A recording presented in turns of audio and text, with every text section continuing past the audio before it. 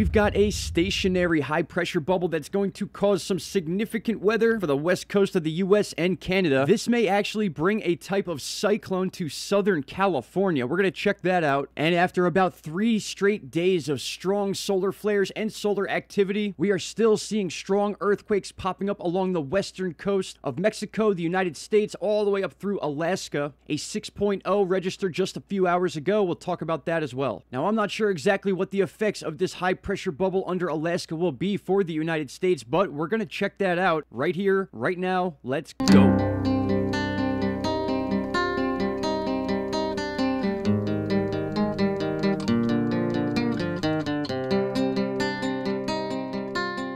Welcome back, everybody. December 23rd, 2021, 9:50 a.m. 2 days until Christmas. Unbelievable. All right, I want to start with the earthquakes, and then we're going to get into that weird high-pressure bubble thing that's going to cause a lot of problems for the United States, specifically the upper northwest. And where we're going to begin is the west side of Mexico, the United States, Canada, and then, of course, southern Alaska. Now, I pointed out the 6.0 earthquake that took place about 14 hours ago, and chances are this is a direct relation to the pressure transfers going along the San Andreas, the Juan de Fuca, all these fracture zones that go all the way up to Alaska. As you could see, a day and a half ago, we had our 6.0 in Alaska as well. So now we have the United States sitting between 2 6.0 earthquakes along common fault lines. We can go ahead and look at our 2 swarms that took place on the western coast of the United States off Oregon, then California. 2 very significant swarms we've been talking about. And all while this is going on, including the 6.0 Mexico quake, we've been having what they call solar storms. Now, there's different ways the sun can affect the earth, and there are many channels out there that go into great detail explaining it. What I have here is a page taken from the Suspicious Observers channel. He is an awesome source for space weather. And when you look over here at the X-ray flux chart, we can see the strength of solar flares we've been having. When you get up to the M class and X class, those are pretty intense. And over the last 3 days, we discussed this in the previous video, we've had nearly 4 different M class flares. This one right here just barely touching the underside of the M class section, but each one of these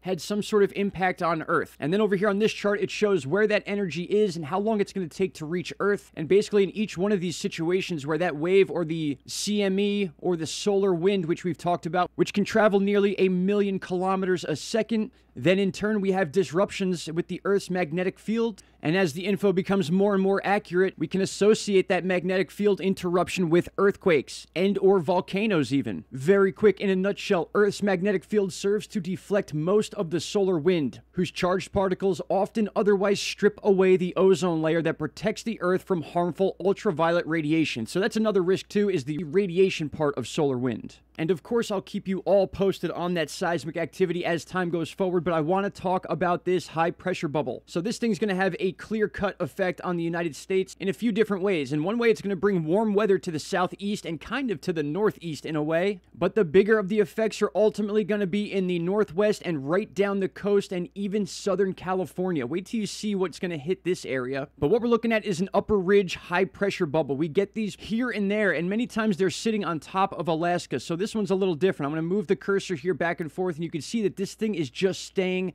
very stationary. And what this causes is low pressure systems to move around it. Now, those of you that follow me are going to understand this pretty well because we deal with this during hurricane season nonstop, except in the Atlantic Ocean. So during hurricane season, we usually have this high pressure buildup called the Bermuda Atlantic Bubble. And what happens is our low pressure systems or our storms that come off of the west coast of Africa follow this bubble in a counterclockwise motion around the outside of it, just like our jet stream. That's why sometimes if the high pressure pulls farther to the east, our hurricanes can cut up north sooner and threaten the east coast, or if that bubble is larger and forces the storms down farther, that's when they go into the Gulf. So now when we're explaining these low pressure systems, you're going to have a better idea of why they're going in the directions they are and why they're getting pinned into certain other areas. So now that we have this high pressure bubble here, what we're going to see are these low pressure systems getting pinned really tight into first British Columbia or the west coast of Canada. And specifically watch this one right here. As we move into time towards the end of December, a low pressure system that gets pushed down all the way to Southern California. Now, you can't tell much detail as far as what the storm's going to do from this chart, but take a look at what the GFS is showing for that low pressure system to produce for Southern California. So right around December 29th, we're going to have that low pressure system finally scooting down from Washington, Oregon. Keep in mind that high pressure bubble is pushing this towards the coast, but in a unique way that we don't usually see. So we're going to get a round of snow and stuff like that for the Sierra Nevada mountains around December 30th. And then as we move closer to New Year's Eve, take a look at this mess down here. This is followed by a drop in nearly 24 millibars in pressure. That can technically be considered a bomb cyclone for Southern California. And this isn't a mistake right here. You are seeing literal snow throughout the southwest of the United States. We're going to continue moving forward with this, and then you can see the low pressure system kind of peels off itself and rolls down towards the Baja region of Mexico. Very, very interesting weather pattern right there. I'm going to go ahead and back it up, and we're going to take a look at it once more. And you can see it's almost like a rolling effect. We're going to roll right into the Sierra Nevada mountains again,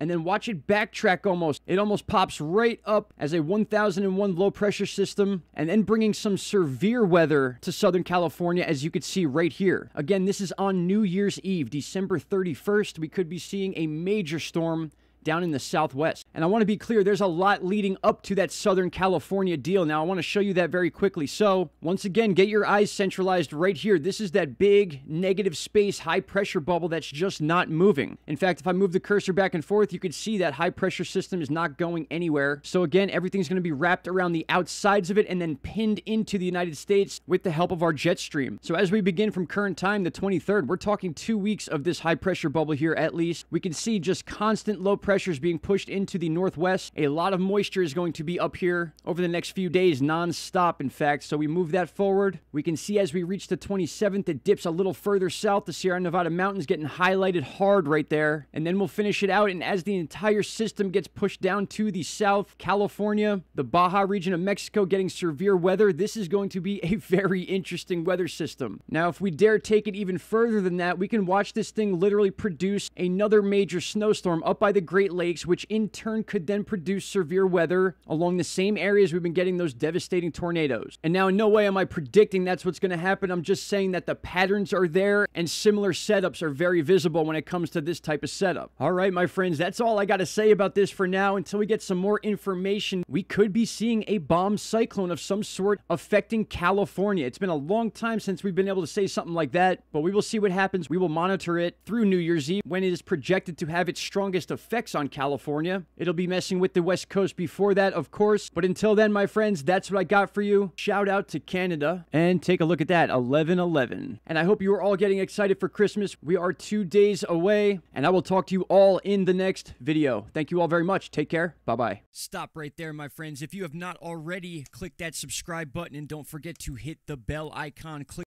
all, and you will get all notifications from this channel. And trust me, you won't be disappointed.